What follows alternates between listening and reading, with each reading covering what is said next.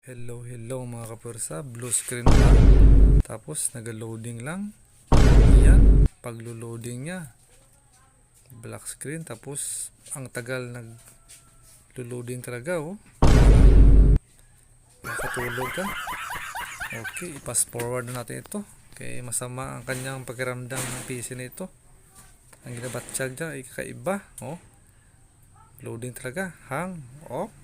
Ilagay natin ang malakasang USB natin. Yan.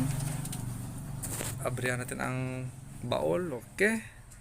Itatapon ang takip niya. Oh.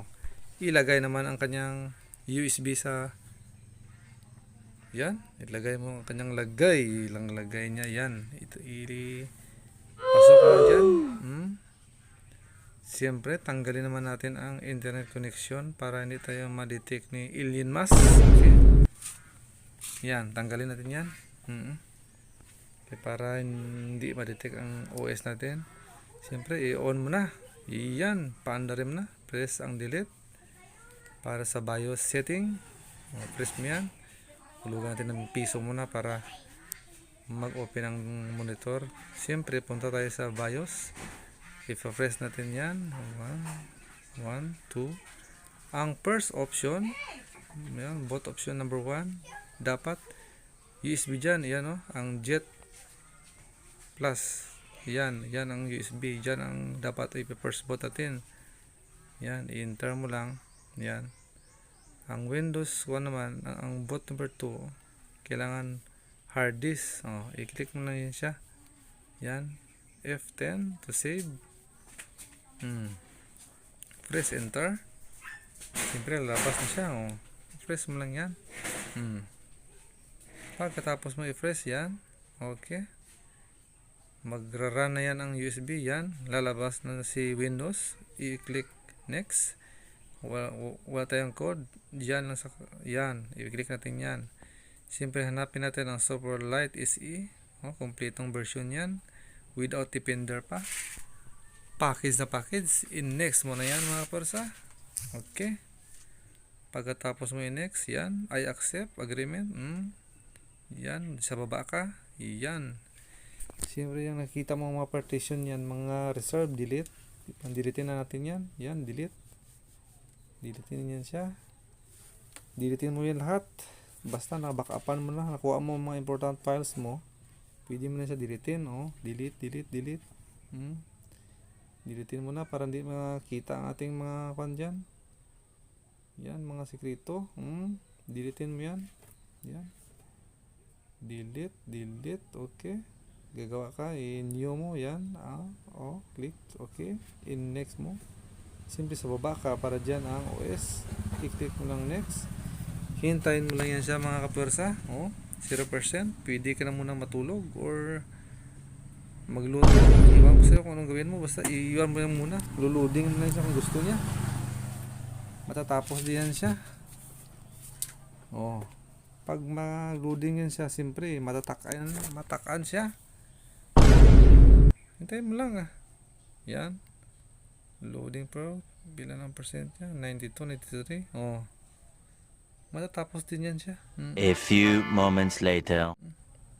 Yan Okay. Fast forward na natin para mabilis. Okay.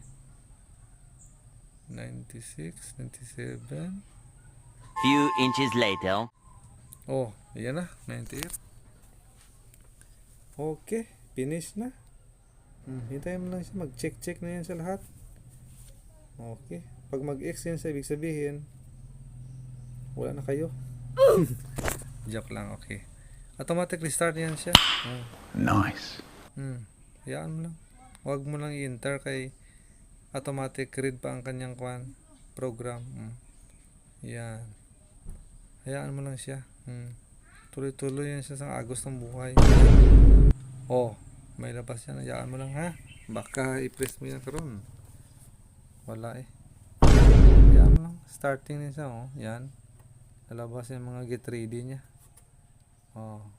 Pagkatapos yan, pwede na yan mamaya. Siyempre lalabas na ulit ang start ulit. Magre-restart yan siya.